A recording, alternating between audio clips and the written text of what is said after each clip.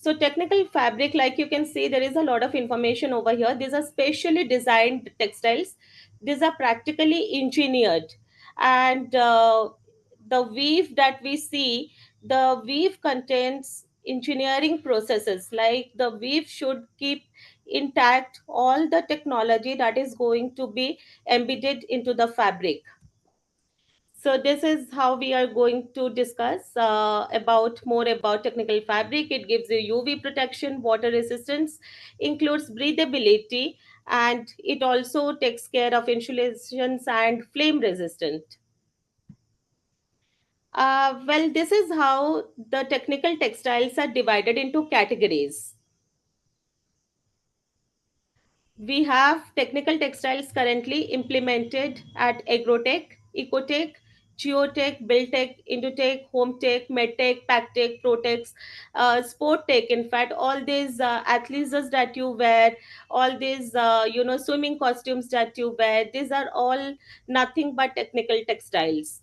Now, the more of it is getting included in the form of cloth tech, and this is what we are going to discuss right now. Technical textile as a protective clothing. So we call technical textile as a protective clothing. The reason being that you would have seen those road people working at the road constructions or building constructions, or firemen, right? This kind of people, they need protection to work in such kind of environments. And for example, the road worker or a traffic police for that matter, you would have seen him wearing a jacket which glows in the night and which glows under the sun as well. So these people who are working at critical conditions, they need to show that they are present over there, the road workers working in the night.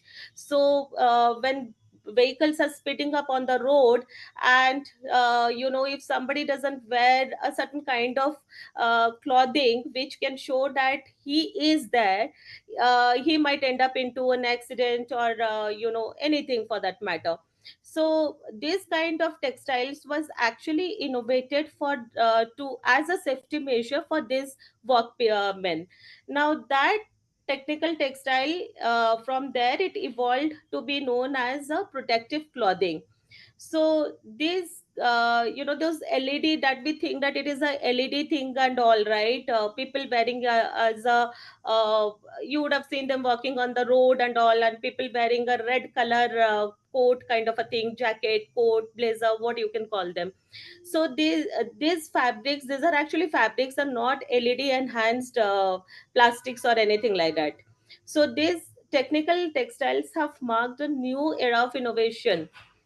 And the garments made from technical textiles are actually designed to provide protection and warmth in a range of environments. So for example, the temperature control part. So technical textile is also used as a thermal wear. So a lot of the thermal wear that you guys wear are basically made out of technical fabrics and not just normal fabrics.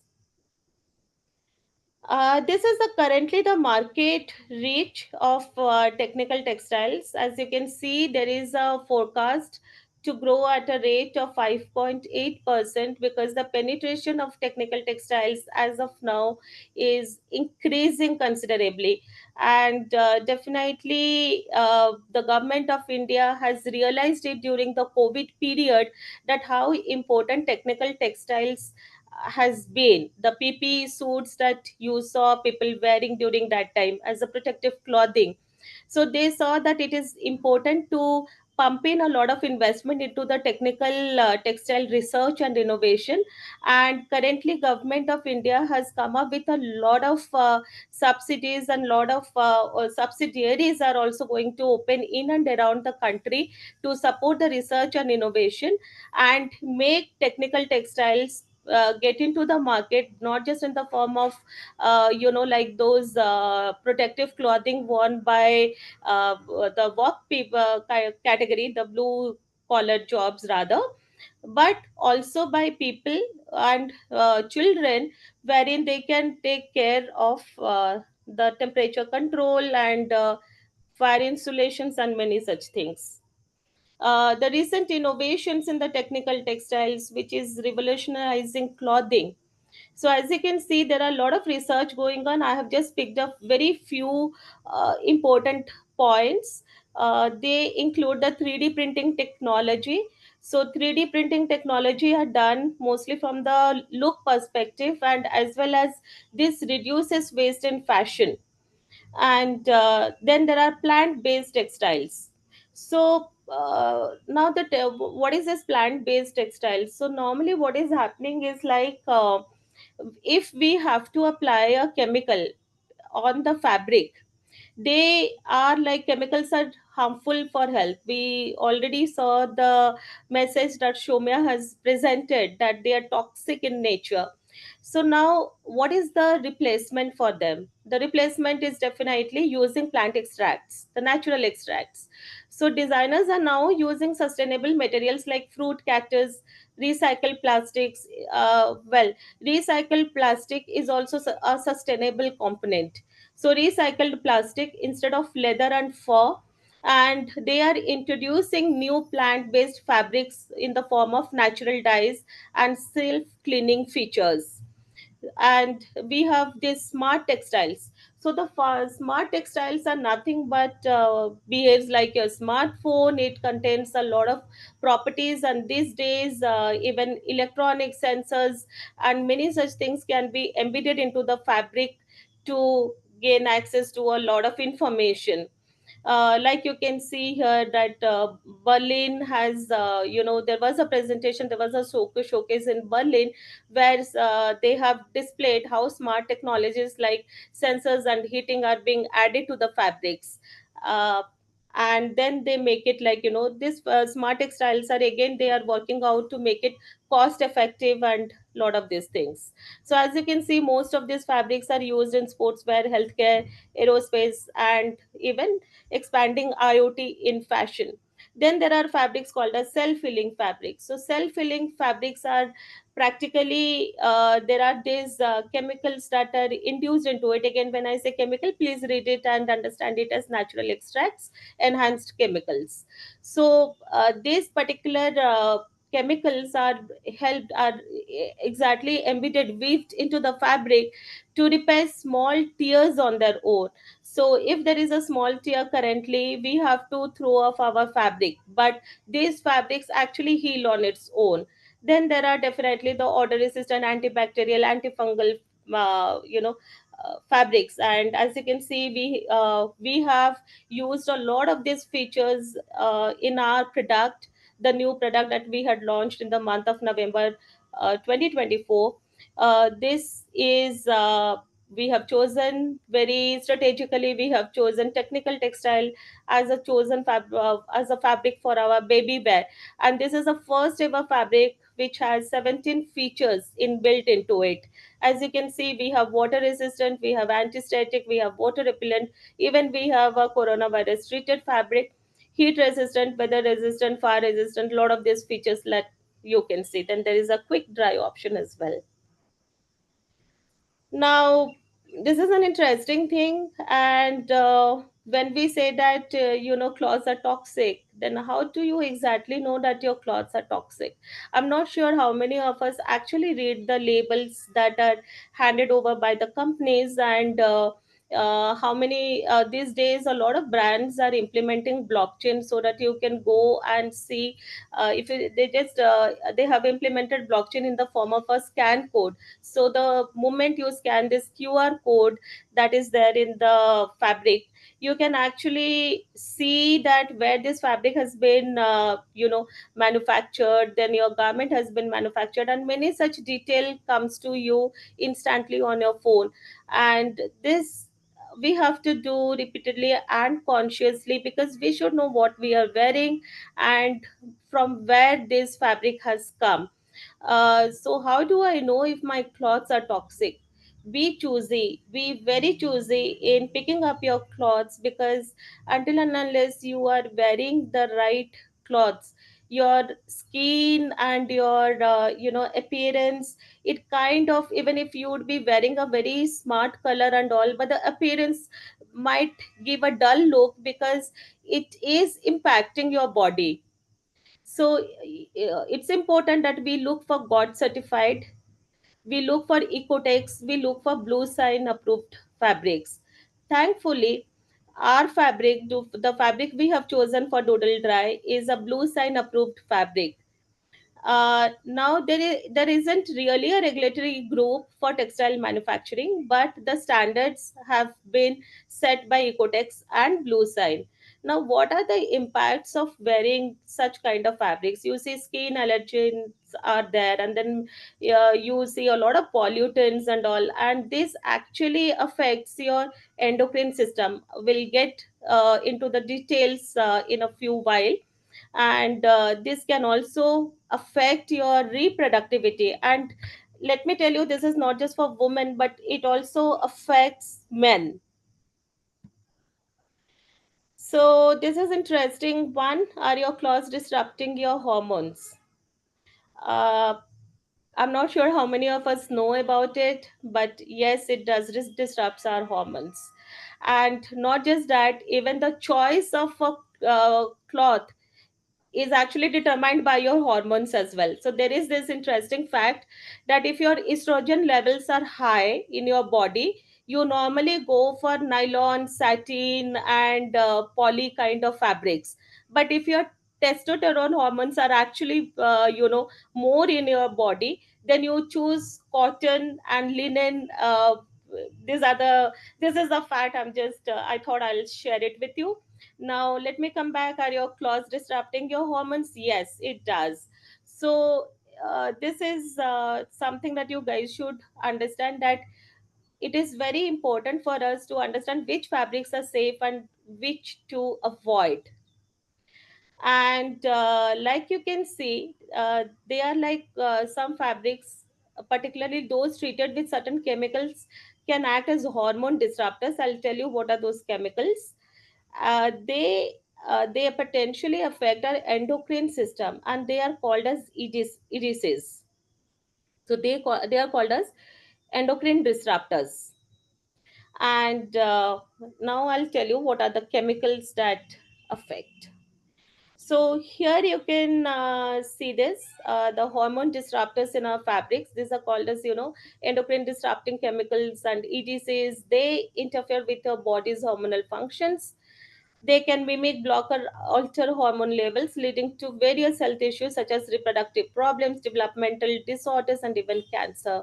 So, chemical treatments, like how these EDCs get induced into the fabric, mostly through the chemical treatments. And like you see, it mostly happens with the synthetic fabrics. Why does it happen with the synthetic fabrics? Synthetic asin is not soft at all. It has a very rough finish. To give that extra softness to it, to give that extra like the glossy thing that you see in the fabric, it doesn't come by on its own. It is there because of the chemical treatment that has gone into the fabric. So because of all these kind of chemicals, they and most of these chemicals are used to enhance the properties. Like you see, the wrinkle free. So we are happy when we wear a satin, when we wear a satin dress or something like that, we are happy because it doesn't need to be ironed, it doesn't need a lot of wash, or even if it is the wash time is less and all that. So we are happy and we are comfortable with that. It just works as a convenience to us, right? But let's understand the cons of it. There are too many, and we don't know. Silently they are damaging our skin cells. Our skin doesn't breathe inside those fabrics, so they are damaging our skin cells. And then these dyes and finishes. So these dyes are normally, lot of brands, they don't use natural dyes. So they just go for a cost effective dye, and that kind of damages our skin breathing. Common fabrics containing EDCs, like you can see, as just mentioned to you a few minutes back, most of these are synthetic fabrics. Here you can see polyester, nylon, rayon, viscose, acrylic, spandex, lycra. Very interestingly, we all know about this brand Lulu. So Lulu, while they have a range of beautiful fabrics, beautiful garments, but their leggings are the one which contains a lot of this spandex and lycra properties, and that is a very dangerous fabric, I must tell you. It just not give you these skin issues, but it also affects the veins of your the veins, of course. So polyester, like you can see, polyester is often treated with antimony. Now, what is antimony? Antimony is a heavy metal that can leach into the skin. Nylon, it contains formaldehyde. We all know what are formaldehydes. It is a known carcinogen and even an endocrine disruptor. Rayon, viscose, you see the use of toxic chemicals for the production process. So rayon is not a natural fabric, it is produced. So this is one information I wanted to share with you guys. Now, what are the safe fabrics for your skin? Now that we have eliminated a lot of fabrics, saying that these are intolerant and these are not advisable. So, what are the safe fabrics? So, safe fabrics is practically, switching to natural fabrics like cotton or bamboo. So, cotton or bamboo fabrics are really good. Then we are now getting fabrics out of lotus stems and all, and these are good fabrics. But let me tell you guys that a lot of people think that these are very expensive fabrics. When it comes to cotton, we normally think of handloom. Cotton has a various uh, they have like a number of weaves are present in cotton. You have cambric cotton, you have a cotton viscose. Cotton viscose is not the same as that of viscose. Cotton viscose is different. So cotton viscose is there. Then you have your PC cotton. Then there are lot of cotton varieties. It is just not a single cotton itself. You have combed cottons, you have carded cottons, you have combed carded cottons. So many varieties are there. You have soft cottons. So this when we are putting 2,000, 3,000 rupees on a garment, that is nylon, that is your satin, that is your synthetic one, it is the same money that we will put for a cotton fabric. Nothing more than that. Even if you look for a handloom fabric, it costs you the same. So the point here is that choosing a fabric wisely is the most important thing that we can do. And I would always say that it'll show how much you love yourself. So these materials are breathable, gentle on the skin, and don't come with the risk of chemical absorption. Why it doesn't come with the risk of chemical absorption? Because of their weave. So when cotton is weaved, together, they have small gaps which give you the breathability factor. So this kind of, and the color that stays with them. So dyes that is used, most of the dyes that are used in cotton or bamboo fabrics are always azo-free. Azo-free is again a tag that is like that says that this dye is not prepared out of produced chemicals but natural extracts. So azo-free dyes are the one which are mostly used in all these handloom fabrics, cotton fabrics and all. And that's where you are free from those pesticides and fertilizers that are actually used for the as a chemical. uh, I've just given you a small brief on how polyester is bad for hormones. Here are the chemicals that we have been talking about. We have phthalates, we have biphenol A, which is known as BPA. Must have heard about it. And definitely, then there is this antimony that I told you, which is a metal stuff. So these are used in the production of plastics and textiles, and have been shown. And there are a lot of study and I must tell you this, that a study was conducted on 60 dogs, out of which 10 dogs were wearing underwear made out of those lycra spandex and all. Then there were this another 10 dogs which were wearing this cotton underwear, and then there were few who were left behind and were wearing nothing.